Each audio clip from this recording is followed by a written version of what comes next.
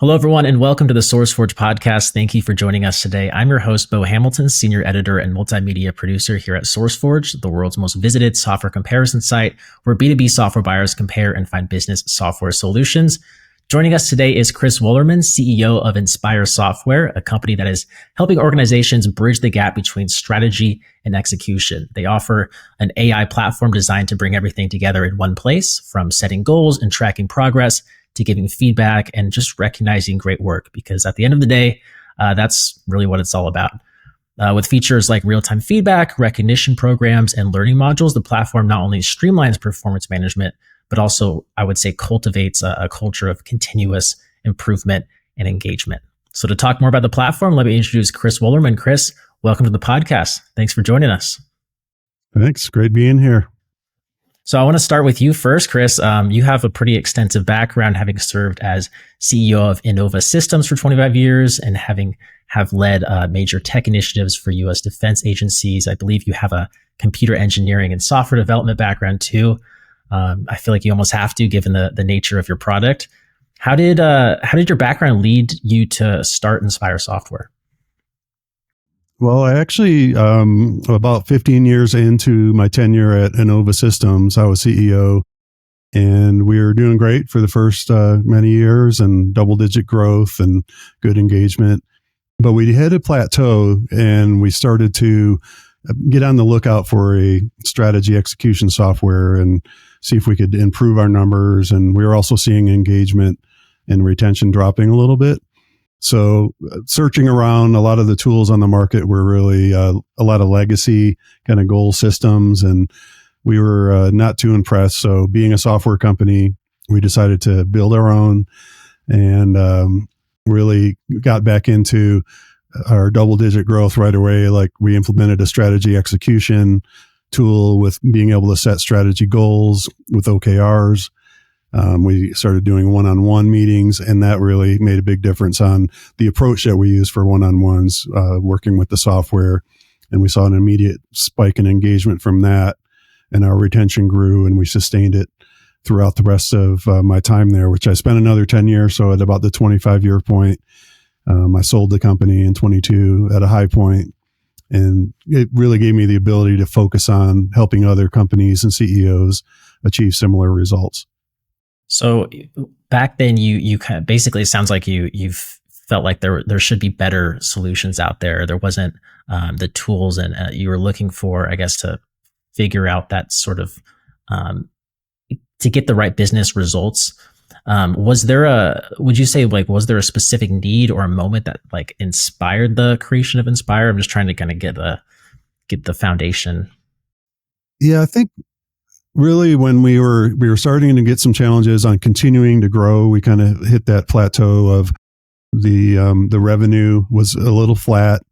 And so we were really interested, and we heard a lot of great things about OKRs because they were popular with Google and some of the tech companies, but there wasn't really a lot of systems out there on the market, not like there is now. But the other thing that we really wanted to incorporate was I was investing a lot in leadership development curriculum, and they were usually centered around strategy execution and goals, but they were also very manual, kind of book-based.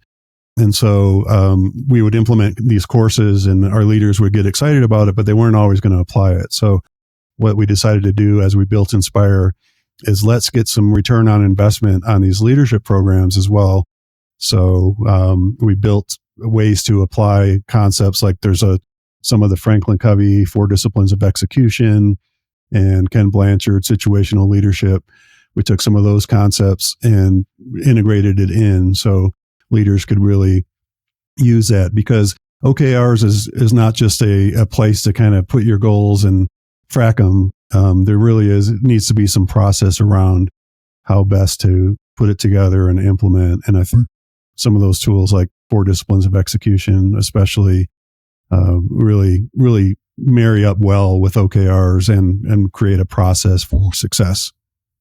Yeah, there has to be like a framework to follow. I mean, it just makes me think of something like a to-do list or task manager, where there's no shortage of options, but each have their own philosophy, and they work for different people and industries. And so I can see why you kind of have your unique solution that offers, what you believe in is like the best kind of results. Now, I'm curious, like maybe you can expand upon some of the key challenges organizations face when it comes to strategy execution and team performance, because I know there's just no shortage of different challenges that businesses face, and this is a big one. So, yeah, what are just some of the key challenges in this area? Sure. The statistics are actually pretty staggering, and they still hold true to today. We thought we would see this get a little bit better, but Harvard Business just did another study that says 90% of companies fail to execute strategy. And it's there's a lot of reasons. And I think the main thing is it's not easy. You can't assume there's a magic bullet or silver bullet. And so I think one of the things that we've seen is there's a difference between being focused on a few key things versus being spread too thin. And that's a common challenge that a lot of our clients have coming right in. They want to solve all of their problems and put it all on the strategy. And then every goal out there only gets a little bit of attention, and hardly any of them actually get completed 100%. So focus is key. Integration of data is another thing where today's tech stacks, even in non-technical companies, are still a lot of systems out there with HR and project management and other tools, business intelligence. And so pulling all that together in one place is really important. And then now today with AI, there's a lot of great tools to really assist people through the process. So it's not as manual or as tedious as it used to be, because you can use AI to really help in some of the execution steps. So, and lastly, I would say getting a good coach. Like we found, we have a great partner in Paul Niven, who's a famous author. He did 20 years in Balanced Scorecard, and then he switched over to OKRs around 2015, 2016. And we partnered up with him, brought him in initially to our executive team at the large company, and he gave a great facilitation. And then we just kind of, over time, worked side by side and developed some of our own coaches internally with Inspire Software. And I think that makes a big difference in success, where you've got people who have had a proven process and tools that support it, and giving you hands-on help along the way is a much better way than doing it on your own. Right. Yeah, I know having a good team is just huge. It's probably the most important thing, really. I mean, if you think about it, that it also leads me to the next question, and I want to talk about some of the AI kind of features and capabilities, and later on when we start looking at like the industry and where everything's headed. But generally speaking, goals are consistently evolving, priorities are shifting, and that can be hard to kind of maintain focus. So I'm curious, how does Inspire help teams just stay focused and aligned when you have just all these different priorities to juggle? I think it's really the cadence that you set. There's still companies out there that are doing 5-year strategies or 3-year strategies. And when you're looking out that far, things are going to change along the way. And so you really need a more short-term cadence, like quarterly is the most common that we recommend. Trimesters, where you're doing it 3 times a year instead of 4, can help depending on where your business is on those quarters. But that allows you to set a long-term goal. Usually, like at the end of the year, we want to achieve X, and then each quarter be able to course correct. And the focus factor is, don't try to tackle every goal you can think of. There's a lot of key performance indicators that you're going to want to always measure. But when it comes to setting like breakthrough strategies, keeping it down to what Franklin Covey calls the wildly important, or the WIGs, wildly important goals, where you just have a few at the top and then one per team. Like you shouldn't have any given team or person having one goal, more than one goal at a time. And that way they can put the full energy towards it, in addition to the day job and being able to balance all of that. So that focus of keeping it short and small and then getting through it in a quarter, then going on to the next thing is really key, I think. Yeah, I think one thing that really stands out to me is just how Inspire brings together a bunch of different elements like OKRs and feedback and recognition, and it brings those into one single, like, all-in-one experience. It sounds like. How would you say that combo actually drives results? It drives engagement for teams. Yeah, well, I think when you set up your cadences throughout the company, you want to have your top level, like executives and senior management, meeting on a regular basis. And then teams really should be meeting weekly around their main OKR. And then it comes down to the one-on-one meetings. And I think this is where you get the best effective feedback, where managers, we really train them to become better coaches and improve the quality of the conversations. They're not just a one-on-one, what are you working on or how goes it? It's more of a structured approach where you're centered around their OKRs and looking at results, but you're also teaching them how to ask for the right type of direction or support. So that's part of situational leadership, is knowing with every goal that you're working on, you're going to be at some development level. You might be early on, you need a lot of direction. And as you start making progress on it, you might get frustrated, or you're going to need some type of support and coaching. And then hopefully you get to a point where you feel pretty self-sufficient.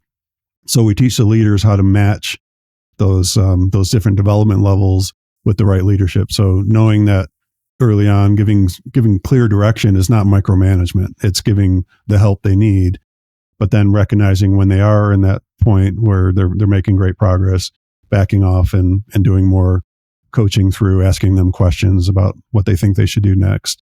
So I think giving feedback is really important along that whole process, but you just got to know kind of at what development stage you're at. And then recognition is something that everybody appreciates when it's a gratitude-based recognition. And we have not only from leader to employee, but having a peer-to-peer component. So one piece of our software allows people to see what somebody posted and give a quick recognition badge, and they can cash it in for gift cards or just friendly without having the monetary component to it. And that tends to keep people really engaged and finding the meaning and the results that they're getting. Somebody's paying attention, and they appreciate that. Yeah, and I would say, beyond just the performance and results, this kind of approach can really influence how people feel about the workplace, right? Have you seen that this approach changes company culture, or maybe even affects employee retention? Yeah, absolutely. That was one of my main goals with creating my previous company, was a great culture, become a best place to work, because I had worked in big businesses in the first part of my career out of college that were just toxic cultures. So it was really important for me to make sure a part of it is recruiting, right? So getting the right people with the same kind of values and wanting to get involved in the meaningful work that you're doing, but then really focusing on developing them. I think that's a key component, is developing employees. And part of what we do with Inspire is bring that development component. And even when you're going out each year and each quarter with your OKRs, putting a concerted effort into clarifying, what is the business value? How can employees contribute?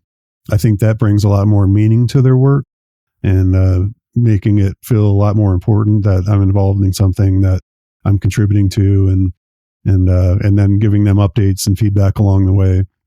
I think those are really keys to retention, and that was something we were able to achieve with our previous company. Is even through the great resignation and COVID and all that, we were able to be really high in retention, because I think the culture was there to have managers and employees engaged through the software, as well as feeling like their careers were being developed, and they were having a really important role in the company.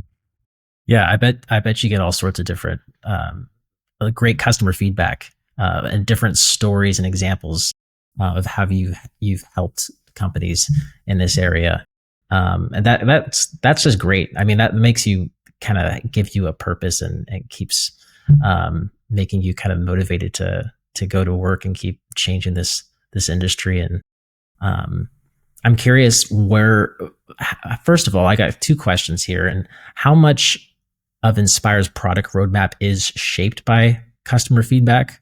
That's my first question. And then I'm also just curious if you have a specific example of a feature that maybe came directly from that kind of input.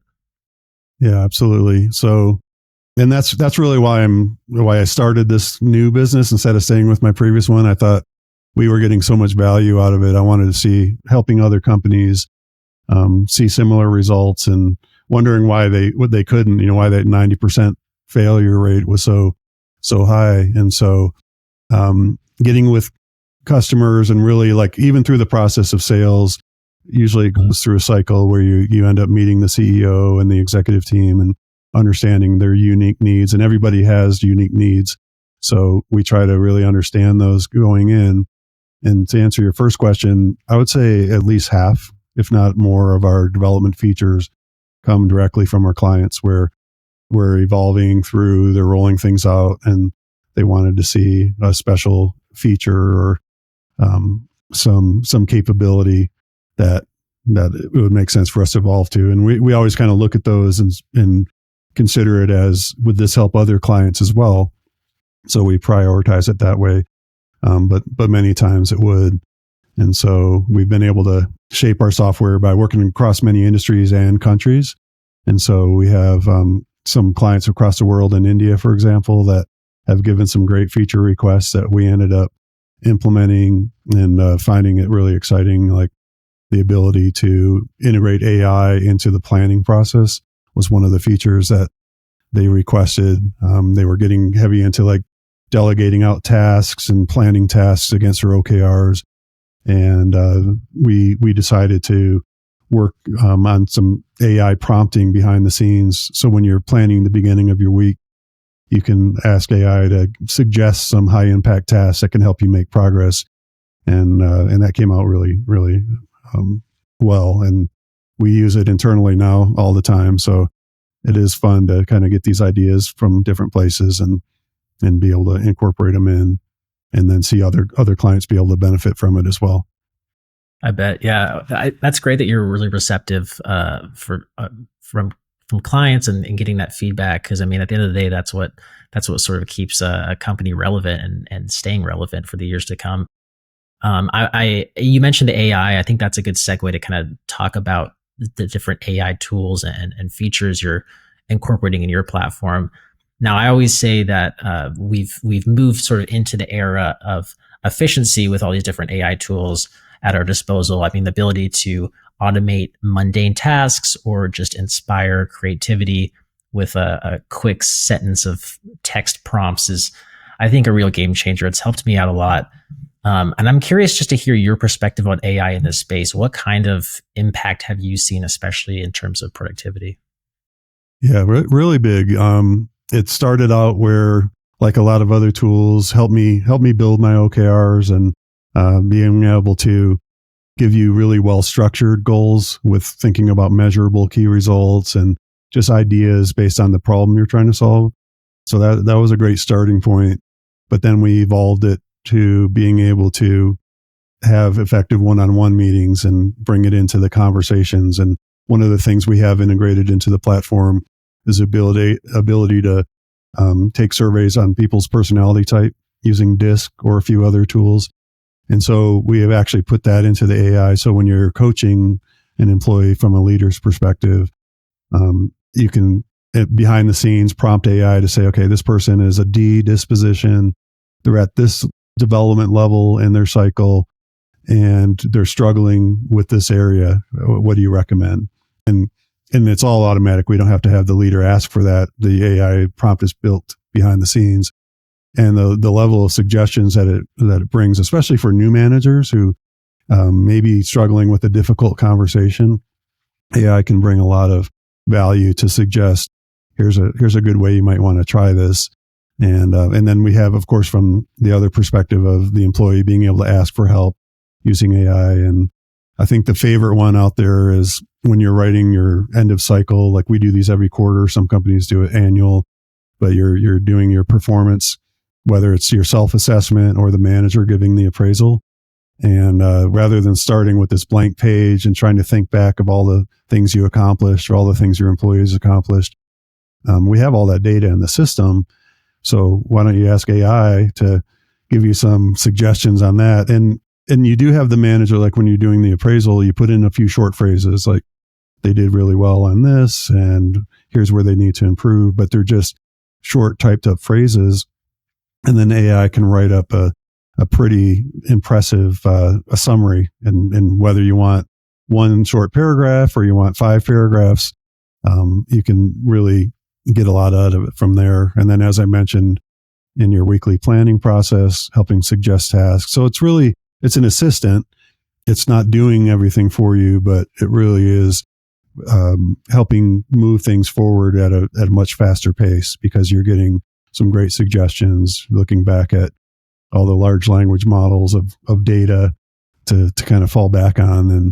And we probably release a new AI feature every month. We're looking at ways as AI evolves to take advantage of it. And we recently had, I think the thing I'm most excited about that we're using now is a strategy narrative where it'll look throughout all your data. Let's say you're doing a monthly business review and you want to know what's changed since the last month and what are some of the highlights and where are some setbacks. So the AI searches through the data, pulls in information, and summarizes it in a narrative, and it also suggests some next steps. And we call that the strategy narrative. And then we can feed that into Microsoft Copilot that does an automatic PowerPoint with a single click and do like 20 slides based on your whole monthly business review. So that's one feature that we're getting a lot of use out of internally, and our clients are really enjoying as well. Wow, yeah, there's so many different features and integrations there with AI. It's almost like, and you have the monthly kind of cadence release cycles is always something to kind of look forward to. It's crazy how almost any company nowadays could be considered an AI company with the way they're integrating some of these different tools and features. I mean, some companies lead more into the AI than others, of course, but it's interesting. It's neat to hear about. And you mentioned the sort of the personality test, I guess you can kind of get from one of the tools you offer. Like, let's say I'm a CEO who's not very tech savvy. I don't have maybe a big IT team to rely on. Let's face it, there's a lot of CEOs out there that are still like this, a lot of leaders who still don't have the technical expertise. How would you maybe work to help me and meet me where I am with this sort of background?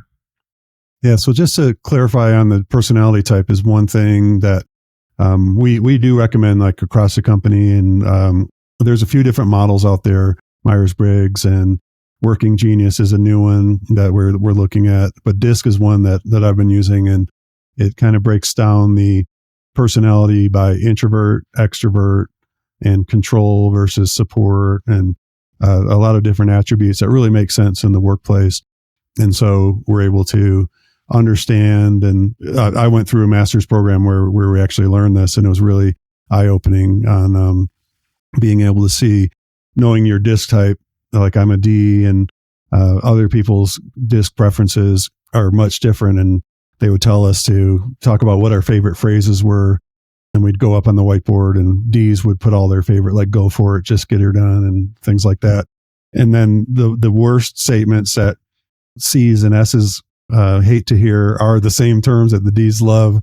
So you start to realize you need to grow some awareness on personality types, and those tools can be really effective when it comes to better relationships and coaching. And for CEOs, I mean, it's great for them and their executive team to really understand each other's DISC type. But really, if they're not tech savvy, giving them an easy to use platform, and we always kind of meet them where they're at. So the system is very robust, and we can do a lot of detailed data analysis and predictive things. But we try to understand if they're not real tech savvy, we can keep it really simple. And we kind of go by this crawl, walk, run methodology, where crawl is you're just going in the basics. You're going to do a simple strategy. And then we give them the success formula to understand how to set up their cadences and things, and then coaching along the way, and not to have to do too much with the platform, at least initially. But then they'll come around and they'll start gaining expertise and start asking questions on how to do more advanced things, and so they can grow over time. And again, having AI in there is a great assistant too for being able to ask it, like the co-pilot for how do I do this or that. Yeah, that makes sense. I mean, start small. Start with the intuitive design, make it easy to use, and then kind of just baby steps of information and kind of getting their feet wet and not getting overwhelmed with technical jargon and whatnot. Yeah, it's really key for users as well, because if you have a lot of big company, there might be tech savvy users, but just across the board, you got to keep it really simple, especially when they're starting, so they're not overwhelmed. And again, there's so many systems that they're already expected to use, so you have to really focus in on just the simple things at first. Now, what would you say is the smartest way a CEO or an executive team can start using this kind of platform to really sort of move the needle to see better results? Yeah, I would say it again, everybody's at a little bit of a different place when they're starting. Some might need help on the strategy itself. So, and the foundations of how to effectively use OKRs. So that's usually where we start with most clients, is they're kind of new into the OKR world, and just giving them like foundational best practices, and then starting with just a few goals at the strategy level. Keep your KPIs, whatever you're measuring with your business intelligence tools or spreadsheets, or however you're measuring things like your cash flow and other financial and different areas, but really hone in on, what are some of your top challenges in the area of usually revenue or in the finance area. And then what are some of your primary needs in the customer realm, like maybe it's net promoter score or customer satisfaction, and then process improvement. So we kind of break it down using a similar model to balanced scorecard, where finance, customer, process, and then learning and growth or culture. So have one main goal in each of those areas, and then help them set up their regular cadences on best ways to really talk about progress. And a lot of times it starts off as lack of progress, right? And so how do we get our employees engaged, and really down at the team level is what we teach is having that weekly team cadence and making sure everybody that's supposed to be contributing is accountable for getting something done to move the needle. And there's always going to be a little change management, because companies have cultures and processes. They're used to doing things a certain way, and usually there needs to be some behavior change. And being ready for that, and communicating a lot from the CEO and the executive team that we're doing something new, and putting some standards in place and some ways to understand what's happening in the organization, and listening, really important components of putting a system like this together. Yeah. Is there like maybe one big opportunity you see for Inspire and helping organizations run more effectively? Like, is there just like one thing that stands out in particular?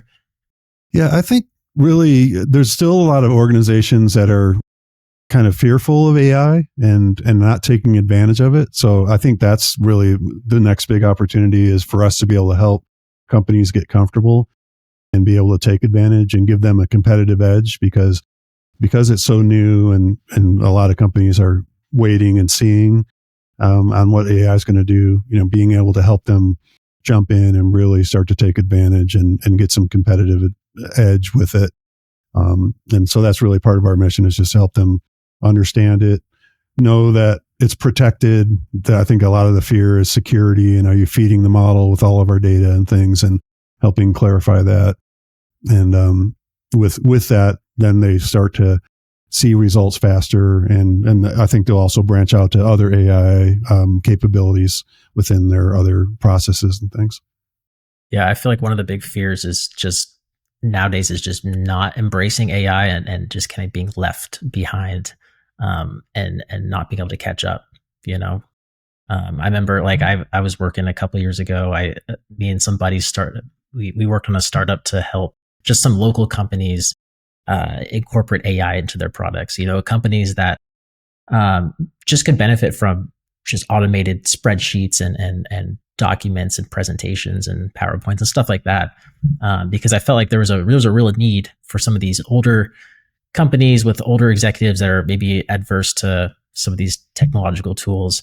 And that was 2 years ago. So now, if you're not incorporating AI, if you're still scared of it, there's time is ticking. You got to start seriously looking into it, I would say. But broadly speaking, what big trends are shaping Inspire's product roadmap? Is there anything coming down the line that really gets you fired up?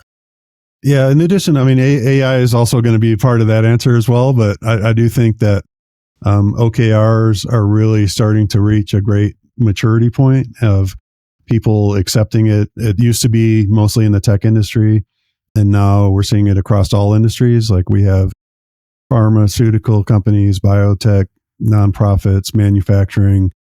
And so I think now that people are getting involved in it, the opportunity in the future is going to be just really mastering these tools along with the processes and being able to take advantage of data integration and more modern approaches to not doing things that are tedious or things that AI can do for you, but really focused on making decisions using all the data that you have in your system. Now, what's a common misconception about your industry that you'd like to debunk? Is there anything that comes to mind? Yeah, I think the one we see the most is probably OKRs are easy and OKR platforms are pretty much all the same. And I think the misconception is really understanding that you need to have a winning process that goes along with it, and you need the right combination of tools and features that support. It can't just be a place to plug like a lot of people will come in and they've been doing OKRs on spreadsheets. And so the tool they're looking for is now we want to store them so it's in a networked system, and that makes sense. But you really need more than that. You need like a corporate strategy view of things and the ability to look at all your alignments up and down the hierarchy, for example, and having tools for your teams to really rally around when they're doing their scoreboards and cadence of accountability. And then down at that one-on-one level, a good OKR system that has this continuous performance discussions. And that's kind of lacking in a lot of these OKR systems out there. And we also, by bringing in some of the leadership development, that's where we can also really benefit the way that people are working with the tool.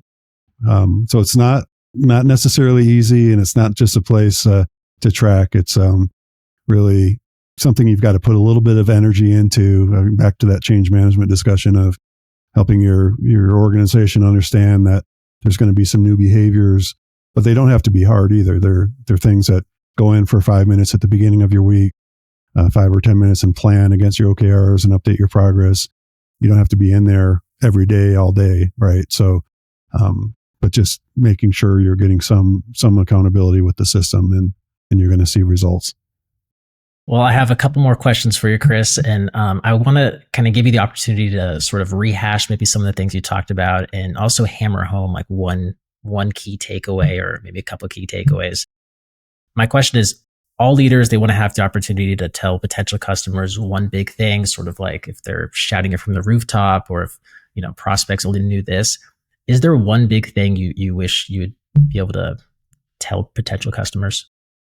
Well, I would say the future of AI assisted strategy execution is here now, and understand that you can get results quickly by incorporating a system like this, and making sure that you get coaches along with the tools. And so that's something, again, that we feel is an important component of what we offer, is having seen many implementations, some fail, many success. So you've got to understand, what goes into it, and really be able to get the know-how of what makes breakthrough results. Fantastic. Well, hey, for listeners who want to just learn more about your platform, Inspire, where should they go? So inspiresoftware.com And we've got quite a few resources up there with webinars, podcasts, white papers, other materials. You can find us quickly. There's always, I think, a link on every page to see us for a demo, and I'll usually be on a lot of those, and we'll give you more information, just kind of looking at your unique situation and how we can help you. Awesome. Inspiresoftware.com. Go request a demo and get in touch with Chris. Chris, thank you so much for just taking the time out of your day to sit down and talk with us about Inspire. It's been great. Yeah, thanks for having me. Thank you all for listening to the SourceForge podcast. I'm your host, Bo Hamilton. Make sure to subscribe to stay up to date with all of our upcoming B2B software related podcasts. I will talk to you in the next one.